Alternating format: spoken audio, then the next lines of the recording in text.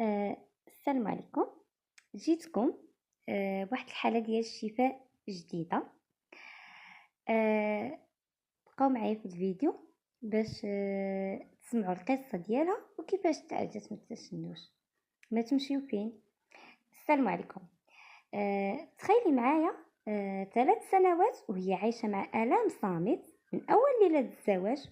بدل ما تكون لحظة فرح وبداية جديدة، لقات راسها وسط خوف شديد، جسمها مشدود والألم ما كيتوصفش. حاولت تفهم شنو كاين، ولكن كل مرة كتلقى نفس الجواب من الناس: كل شيء عادي، غير مسألة وقت. مرت شهور وكل محاولة كتفشل والدموع كتزيد. زواجها كيتهدم والزوج ديالها ما فاهم والو. هي ما قدراتش تشرح. العلاقة الزوجية بدات كتأثر، حتى هي بدات كتبتعد وما بقاتش كتضحك بحال الاول.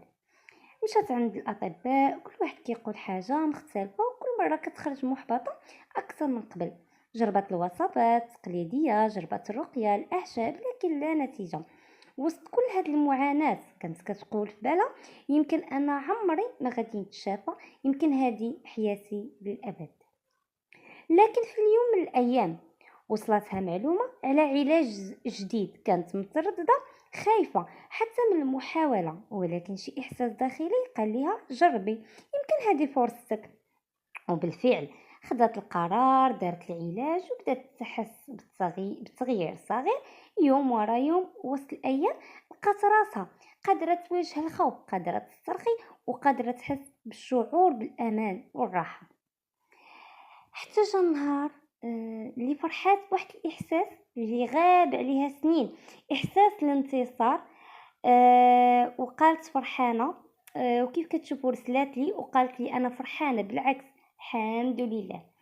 هاد الكلمه الصغيره فيها 3 سنوات ديال المعاناه، فيها الدموع، فيها الاحباط، فيها الفشل، فيها فقدان لذة الحياه تحولت الى ابتسامه، وفيها بدايه جديده بلا خوف. وانا كنقول لكل وحده كتسمعني دابا: التشنج المهبلي ماشي نهايه حياتك، وماشي عيب، وماشي قدر محتوم. كاين امل، كاين شفاء. المهم تاخدي اول خطوه وما تخليش الخوف يحكم فيك. اليوم قصتها كتوصل ليك باش تعرفي ان الشفاء ممكن، وانك حتى انت تقدري ترجعي حياتك ترجع طبيعيه وتفرحي من قلبك. دمتي على خير حبيبتي.